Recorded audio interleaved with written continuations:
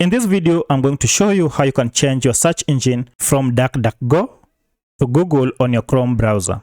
To get started, go to your Chrome browser and then head over to the three dots on top right. Then head down to Settings. From Settings, head to the right column, and from here select Search Engine. The Search Engine option is here. Click on it. Now under Search Engines, you can see DuckDuckGo is our default search engine.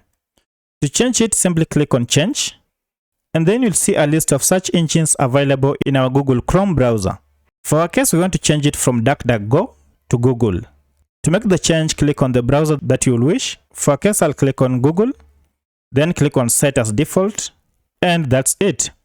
Now, as you can see, our default search engine is Google. If we go back and open a new tab, you can see now Google is our default search engine. So that's how you change your default search engine from DuckDuckGo to Google.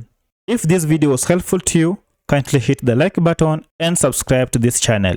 Thank you for watching, and please watch the next video.